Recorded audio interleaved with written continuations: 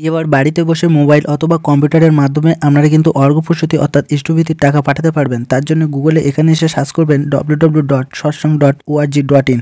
তো এরপর মেন পেজটি খুলে যাবে। তো আপনারা এখান থেকে 3 লাইনে একবার ক্লিক করে দেবেন। তো 3 লাইনে ক্লিক করার পরে আপনারা দেখতে পাচ্ছেন 3 নম্বরে একটি অপশান রয়েছে, অবলেশন নামের একটি অপশান রয়েছে। এই অবলেশন নামের অপশানটিতে আপনাদের একবার ক্লিক করে দিতে হবে। তো এখানে ক্লিক করলে আপনাদের সামনে লোডিং হয়ে আরেকটি পেজ খুলে যাবে। তো আপনাদের যদি আইডি পাসওয়ার্ড থাকে তো আপনারা এটা লগ ইন করবেন, আর যদি না থাকে তাহলে ক্রিয়েট অ্যাকাউন্টে এখানে একবার ক্লিক করে দেবেন। তো ক্রিয়েট অ্যাকাউন্টেতে ট্যাপ করার সাথে সাথে দেখবেন আরেকটি পেজ খুলে যাবে।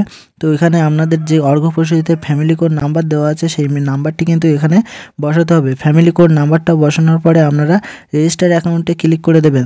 তো এখানে লেখা আছে দেখো member code as mention your অর্ঘ্যপ্রসূতি। তো এটা এখানে কিন্তু বসাতে হবে। তো বসে এখানে আপনারা কী করবেন, রেজিস্টার অ্যাকাউন্টে একবার ক্লিক করে দেবেন।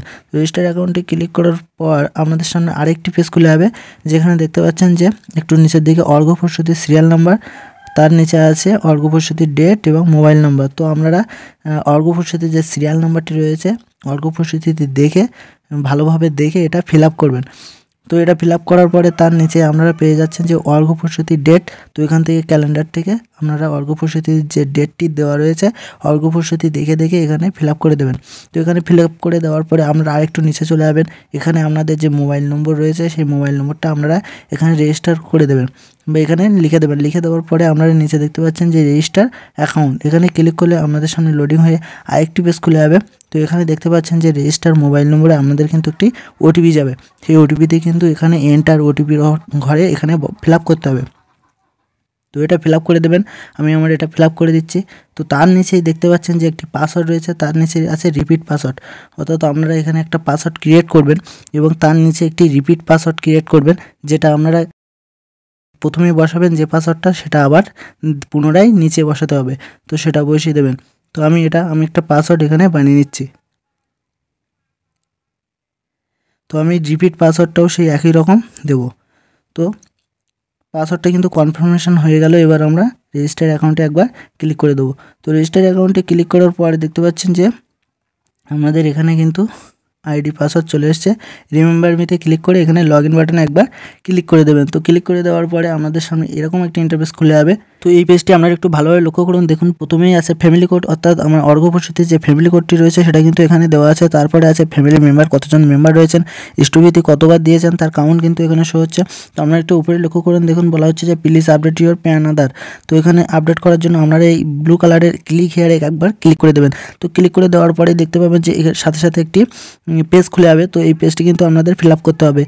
তো এখানে আমরা একটু নিচের দিকে স্ক্রল করে যাবেন। তো স্ক্রল করার পরে আপনাদের প্রথমে যে পোস্ট অফিস রয়েছে সেই পোস্ট অফিসটি আপনাদের কিন্তু সিলেক্ট করে নিতে হবে। পোস্ট অফিসটা আপনারা এখান থেকে সিলেক্ট করে নেবেন। তো আমার পোস্ট অফিসটা আমি এখান থেকে সিলেক্ট করে নিলাম। তারপরে আপনাদের যে পার্সোনাল ইমেল অ্যাড্রেসটি রয়েছে সেটা আপনারা দিয়ে দেবেন।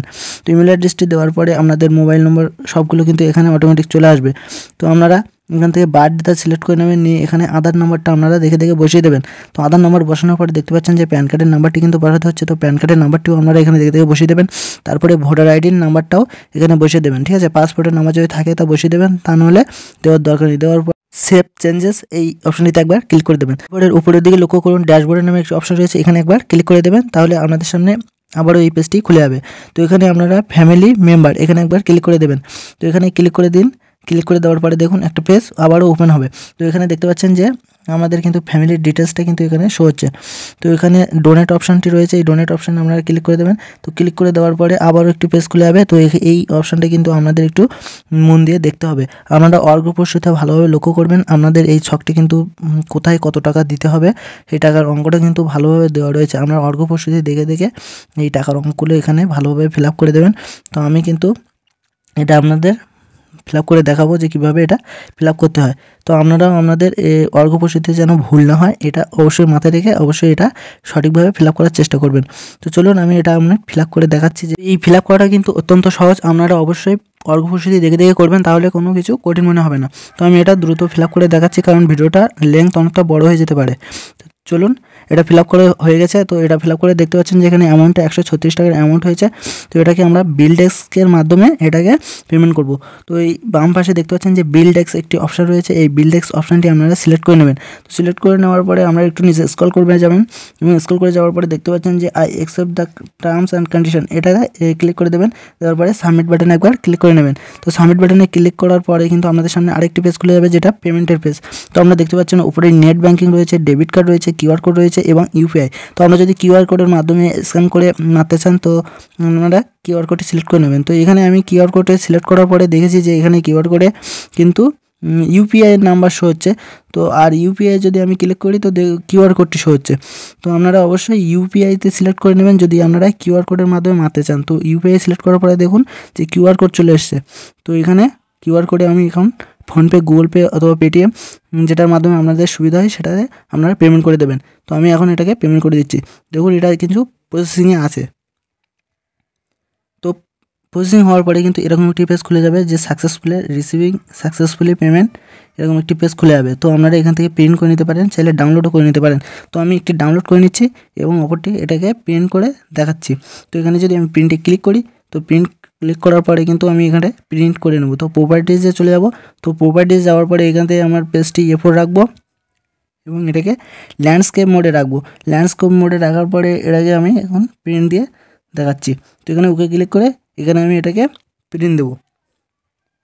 তো তার জন্য প্রিন্ট অপশানে ক্লিক করলাম। তো এটা কিন্তু আমাদের ইজি কিন্তু প্রিন্ট হয়ে যাবে। তো ভিডিওটি দেখে আপনারা যদি একটু উপকৃত হন, অর্থাৎ আপনাদের যদি মনে হয় না ভিডিওটি উপকারে এসেছে, তো অবশ্যই আমাদের চ্যানেলটিকে সাবস্ক্রাইব করে আমাদের সাথেই থাকবেন এবং ভিডিওটি ভালো লেগে থাকলে অবশ্যই আমাদের চ্যানেলটিকে অবশ্যই একটি লাইক করে আমাদেরকে সাপোর্ট করবেন। আর কমেন্ট বক্সে অবশ্যই জয়গুরু লিখতে ভুলবেন না।